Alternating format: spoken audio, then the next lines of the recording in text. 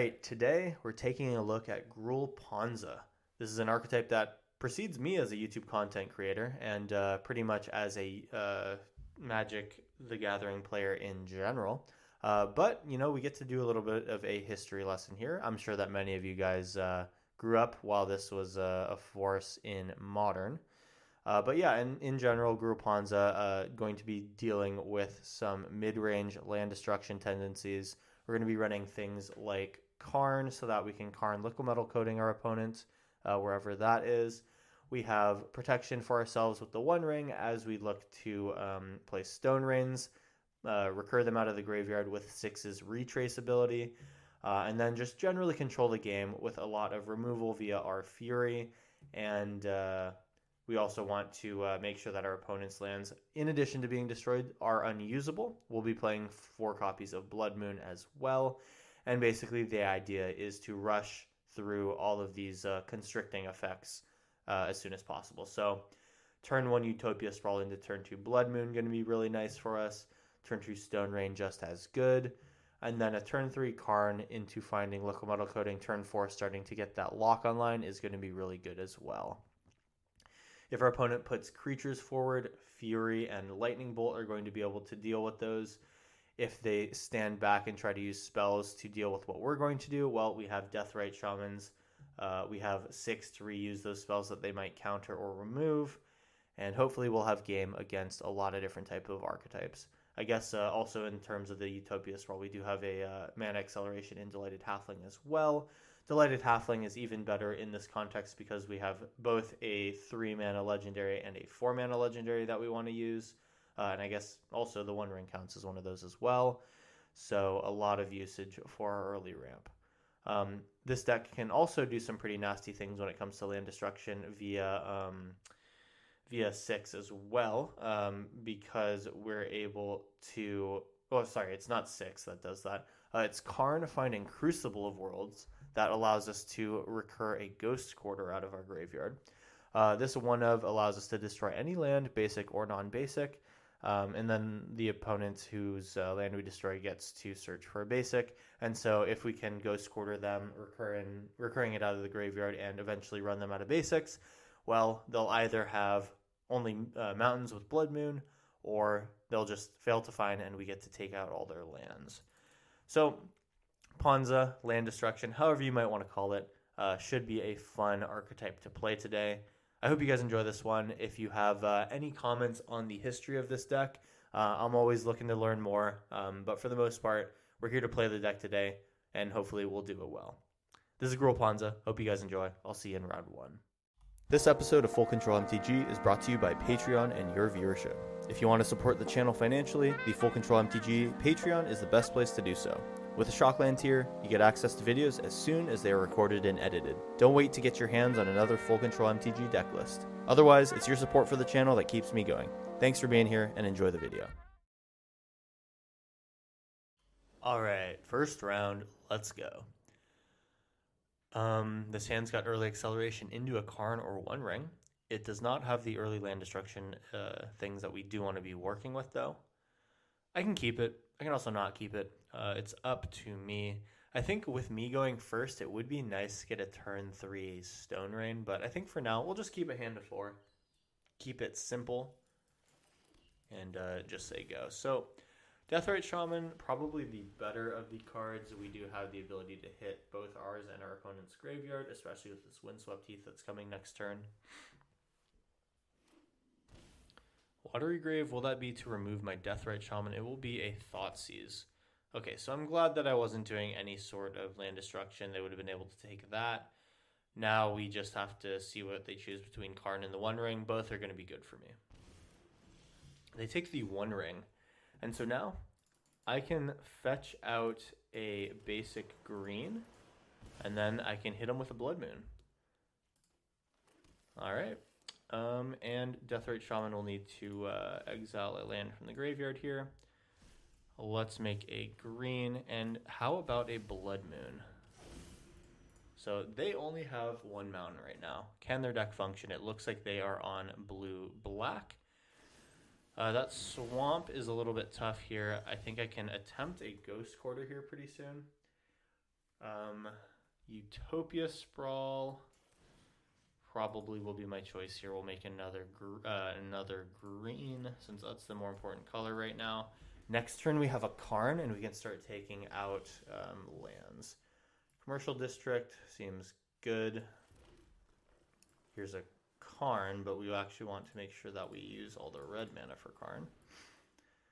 Cool, and then this will leave us with 1 green mana for Delighted Halfling. We got to make sure that we minus first, finding our Liquid Metal Coating here. And next turn we have Liquid Metal Lock. So this feels like a pretty commanding board presence here. Opponent has shown me Fatal Push. They could show me a Shieldred's Edict here, which gets them back in the game. It'll be just an island cycling for now. They find blue. Now what does that blue give them? It gives them a Psychic Frog. Okay. So we have 6 now, which is good. We have to play this Liquid Metal Coating. They can Flare of Denial this, but it looks like they don't have it. We'll take round 1. All right, sweet. Perfect start. Let's move to round 2. Okay, it's the next round. We have early Blood Moon and a Fury to go with. Misty Rainforest can find green for us. We're just missing acceleration, but if they play creatures, this Fury and Lightning Bolt should really help us out. I think we can make this work. And yeah, we're looking to take out this Guide of Souls right away here. Nice. Let's start out with a Stomping Ground.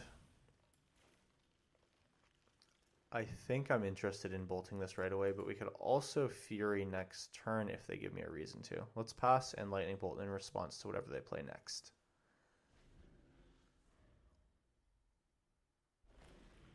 And a Phyrexian Tower as well. Lunarch Veteran. Take out the Guide of Souls.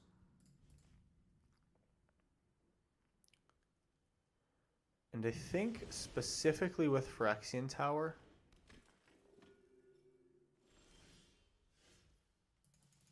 I would eventually like to have this Blood Moon online. We're going to have Misty Rainforest fetch for a basic forest. Yes. And then, yeah, we'll just pass. We'll play slow here. This Fury is probably going to end up being relevant later.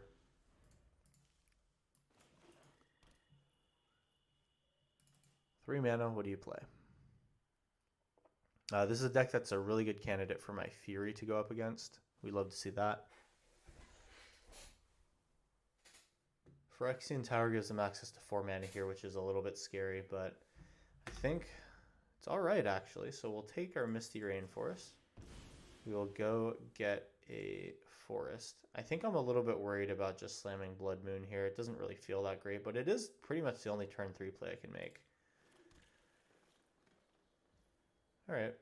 And then do I bolt now? I think I do bolt now. Let's just keep them off of anything that gets bigger. However, if I get rid of this, there is Essence Channeler that is a problem. That if I'm not screwed by tapping out this coming turn, I'll be able to Fury it away. And I think that becomes an even easier thing to do if this Lunarch Veteran is dead. Okay. So we drop this, we drop Blood Moon. Alright. Blood Moon number 2 here. Now we have something to pitch to Fury. Alright. So there's a Blood Moon. I have 1 green. They have their black and white. All we've done is turn off Phyrexian Tower for now. But if we can find a Ghost Scorter or get this Karn in, we should be alright. So Fury pitching Blood Moon is going to be my emergency break. Otherwise, we need to look for a land for Karn in the One Ring. Sword of House Markov, a little problematic for me. Thankfully, they can't use that Phyrexian Tower.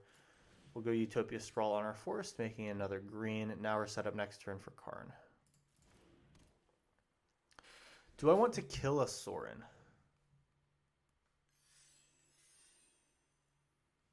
Sorin's bad if they can gain 3 life. Yeah, I think I am going to pitch the Fury right now. We were 1 turn away from playing it, but You know, I guess I could have held it one more turn, but feels like shutting them down is the right thing to do, especially when we're about to go into the One Ringer Karn. If they don't produce a board right now, I'm going to play Karn, otherwise I go One Ring. Which Enchanter kills my Blood Moon? So Karn can minus... Okay, so... If I play Delighted Half... I'm trying to decide Karn, then Karn minus, then which Enchanter attacks. I'll be at 1 health on my Karn, but then next turn I can go Delighted Halfling One Ring, so that seems pretty solid. Let's do that. Worst comes to worst, we will have a Liquid Metal in hand. I could do that. I could also get Crucible of Worlds at some point. If this game decides to go long, am I going to care? Cosmos Elixir, also a potentially interesting move here. I think I'll go aggro with the Liquid Metal Coating.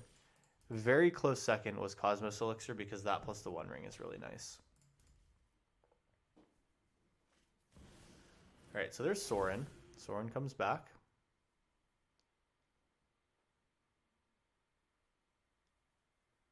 And they have their Marsh Flats back online. We don't play board clears, which is going to be tough, but we do have 6 at some point being able to recast our Fury.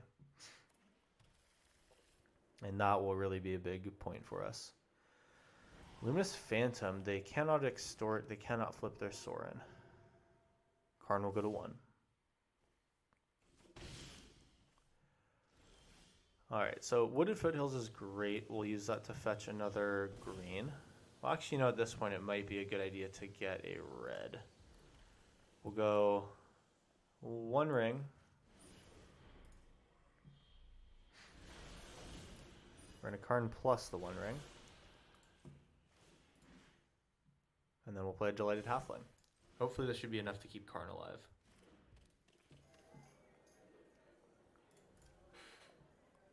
If they can gain 3 life, though, that's a problem. 2 spells with 2 1-drop spells with 2 extorts does do it.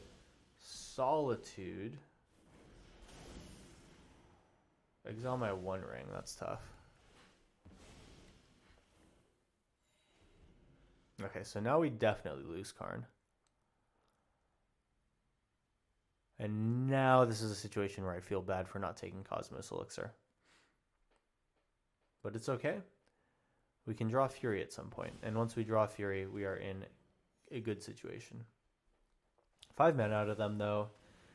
They get to play a Solitude. So now they've cleaned up my board. They're playing a better long game than I am. I'm not making good decisions here. Or at least I'm being punished for the ones that I'm making. 6 is huge.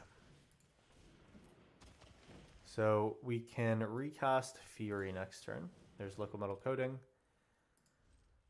Unfortunately, that does not do anything for me right now. An Ephemerate feels really bad for me.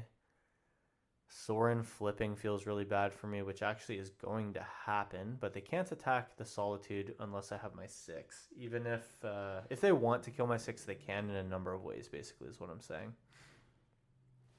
Voice of the Blessed, extort. I think they will extort me. The question is, will they attack with Solitude?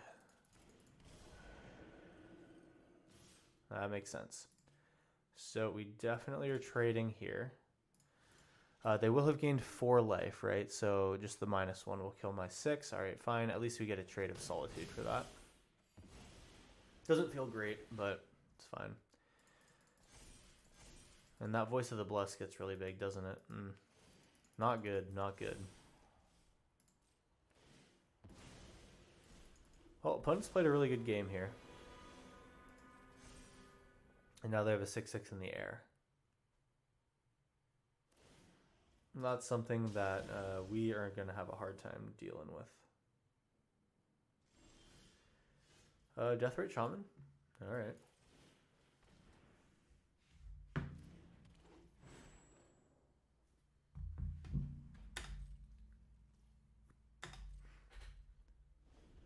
I guess this does support my life total a little bit. If they're able to gain a life from this, they gain another life from Luminous Phantom. I would die.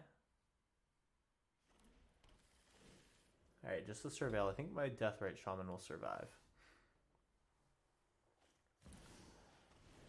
Oh. Okay, extort me for 1.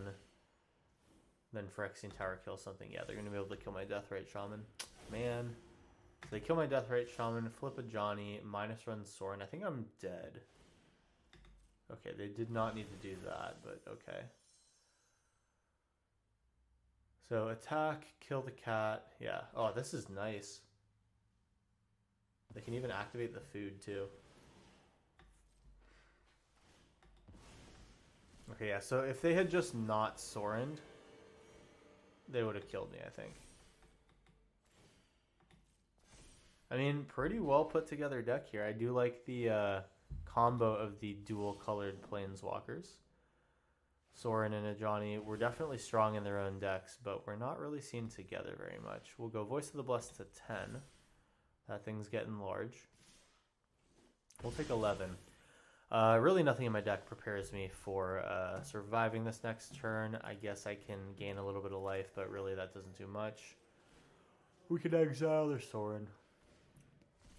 We'll go to 8, but it's still not enough. Opponent will have this one, and we'll go to round 3. And there it is.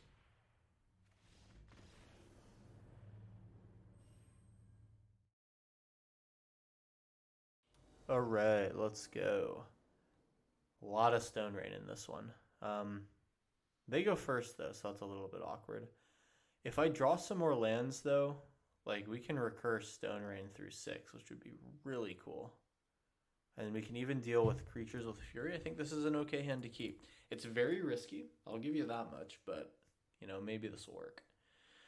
Now, the one thing that's awkward is if we don't have access to both red mana and a basic green.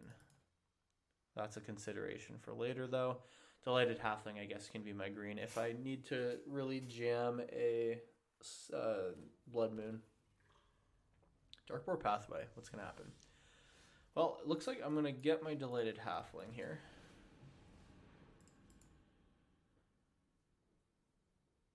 And as of right now, it looks like I might have a chance to take them off a color.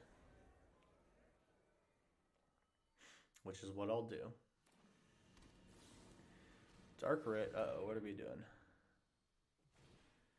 It's a Karn the Great Creator battle. Okay. Do they get Liquid Metal? They do find Liquid Metal. We find a Stomping Ground, though. We'll pay 2 life. Let's take their Boseiju.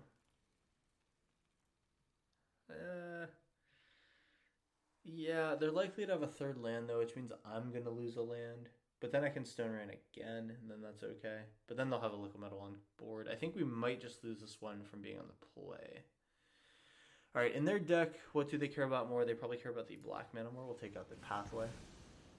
Now let's see if they kept a 2-lander or not. I can actually also pitch Fury, which is really good. So next turn we go 6, then we look to deal with the rest of their board. We will target Karn, submitting 1. All right, cool. And actually, that's enough that we're going to win the Ponza mirror. I guess they're on black green, so not really the mirror match per se. But hey, a win is a win. We dealt with a turn 1 Karn. We'll take that. Okay, here we go. We have a Fury, we have a Lightning Bolt, and we have some acceleration into Karn. If we draw well, that can also be acceleration into a lock piece. Plus, we have our basic forest already, so Windswept Heath can find a Shockland. They also play Windswept Heath. Will it be for a basic or something else? All right, Temple Garden is the kind of stuff that we like to see. I am worried about a Wild Nacatl, but it's fine because it can be as big as a 3/3 only. All right, so we'll play our Delighted Halfling here. We might take a 3 damage beat. Deathrite Shaman, fine. I assume they fetch to make the Nacatl big. Yep. No blocks here. Stone Rain's kind of big. Let's do that. Stone Rain, then Pitch Fury, wiping their board.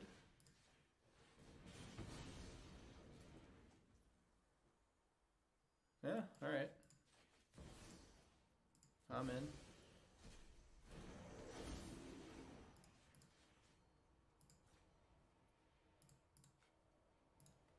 Alright, there we are. So that is a clean board. We have Karn the Great Creator next turn. They're on 1 land.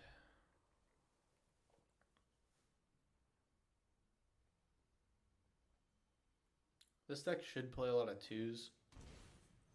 Neshoba Brawler. That does have Trample, which is awkward. 6 is going to bounce off of that. Karn minus puts it at 3, which means I need to sack the Delighted Halfling in order for it to survive, but likely they don't even, or likely they still can hurt me through it. So I'm going to Windswept Heath here. We'll go Delighted Halfling and 6 as our 2 spells. Alright, so if they attack with their thing, I get to attack with 6 and maybe get a land. If we draw red, then we can also retrace. Or sorry, if we draw a land and then happen to mill... Or sorry, if we draw a red card and then happen to mill something with 6, we have recasted Fury. Actually, we can have hard-casted Fury. We don't even need... If we draw a land and or 6 back a land, then it's good.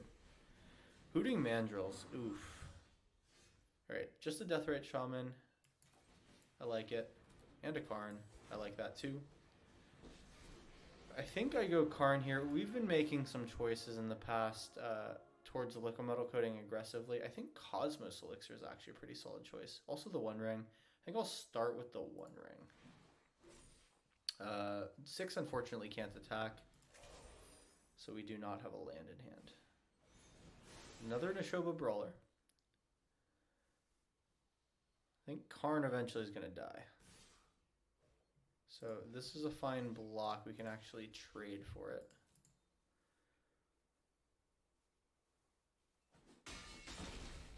Good trade. And then unless they can put something onto the battlefield, I think my 6 can attack. Alright, so I would want to find a land. I do find a land. Grab a Wooded Foothills. And will they block? Will they send back by 6 or something? They'll just bounce off. Cool. So we will, I think, Fury here. And I think I need to kill the Hooting Mandrills. We'll discard the Wooded Foothills. As much as I would like to kill both, we can only do 1. Alright.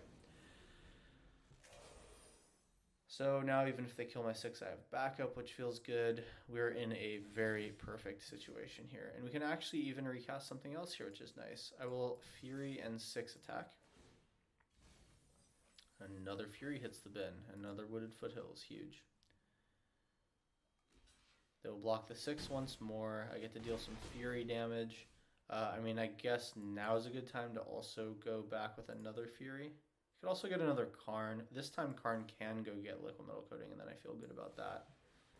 We'll discard the Wooded Foothills. We want to keep lands in our library for right now. Can't be countered. Your Breeding Pool does nothing. Minus. Now we get the Liquid Metal Coating. Now we have a path to victory.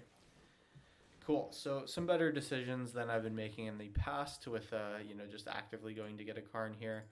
We'll stop in their upkeep, take them off blue, and I think we have the win. All right, nice. That felt like a game where we were really in control, dealt with the early aggression, and found our win. Sweet. Okay, here we go. Blood Moon and Fury. We can accelerate off of a Delighted Halfling. All right. This is what we're living for. Alright, we want them to not be on red, and we want them to not have removal. So far, both of those things have happened. So let's go Stomping Ground, and then play that Blood Moon. Alright, here we are. So now this is turn 4 Karn, too. Love to see that. Oh, you love to see it. I think we're going to get there. That's an uncounterable Karn. Karn, get that liquid metal coating. This might be a tough game for opponent to win. Let's go. Round 5 in about 30 seconds. All right. Let's real quick just go ahead and queue another because I'm not leaving you guys on just a Karn show instant concede. You know, it's definitely a tale of where format and people's expectations for the format is going when you get this many concessions to any sort of land destruction. People don't really want to or don't feel like they can, more importantly, dig out from something like that, which is, you know, not great, not good. It's not great that we don't get to play all the archetypes and have them all be somewhat viable, but at the same time, you know, if the format can't deal with a deck like that, then it's a really unfortunate one to play against when you're queuing. Either way, here's round 5. Let's go again. Once again, we don't have a super good hand here. This is a great, just like straight up fair hand. Does accelerate out of turn 2 Mirror Breaker. I'd like that, but at the same time, we're here to play Blood Moons, which we actually don't find on the second one either. We'll go to 5, and we're probably keeping whatever we get here. I'm just going to get rid of the most expensive things here, and we will play the turn as it was meant to happen. Seeing a Plane and Ocelot Pride is really bad. We want mana acceleration here. Stone Rain I don't think is timely enough. We, I think, now are really incentivized to play this Fable of the Mirror Breaker. Authority of the Consuls, fine. Lots of life gain happening here. This is going to be gnarly. Windswept Teeth, that's what we wanted. I think I might need to do this 6 or something, I don't know. I actually could go Fable of the Mirror Breaker, then 6. I'll have discarded something, and then I can recast something after with 6.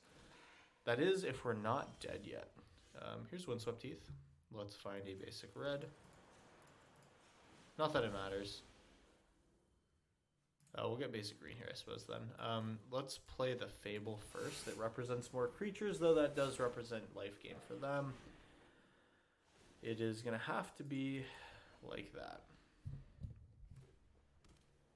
All right, well, take another 4. They will have Ascend. I mean, man, not good. Discard up to 2 cards. We do not need 3 6s.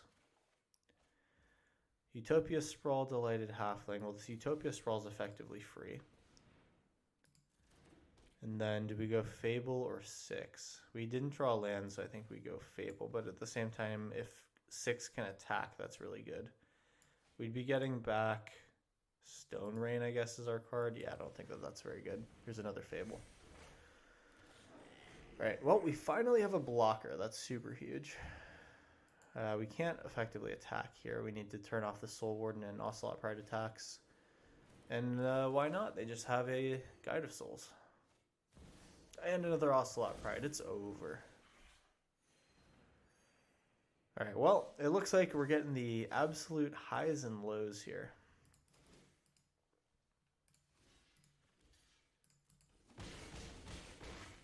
And now double Pride trigger.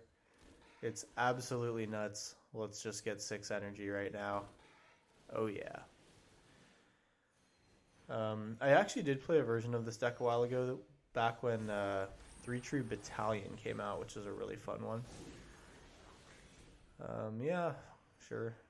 We can discard 2 cards. Let's get rid of these 2.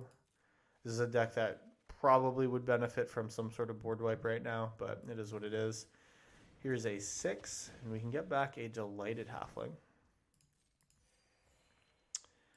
At the very least, let's kill the Guide of Souls. That maybe makes my life a little bit less dead, but, you know, we do lose the game from here anyway. Cool. Well, opponent's going to take it with mono white aggro. Oh, it's Gisela the Broken Blade. Sick. That's fun. I think we will not be able to stick around long enough to see it, though. Opponent will take us out here, and that will bring us to the end of the video. Hope you guys enjoyed. We had some ups, we had some downs, but overall I think the deck was fun Definitely more on the land destruction side than necessarily Ponza, but regardless, still a fun deck to play. We will put our blocks in here and take our damage, go into negative whatever. Yeah, so anyway, I think this was a fun exploration into land destruction in Ponza. Ponza, definitely an archetype that revolves around the more tournament organized, very focused, and well-refined deck list, whereas this just kind of a little bit more on the land destruction, ladder climbing side. So with that being said, don't expect this to win any tournaments or anything, but expect it to be a pretty fun deck. One thing that we didn't get to showcase necessarily today was that 6 retrace loop. In my test games, I've gotten some instances of that really showing off, but not every time we get to see everything we want to. With that being said, though, thanks for watching the video. Hope you enjoyed, and I'll see you in the next one.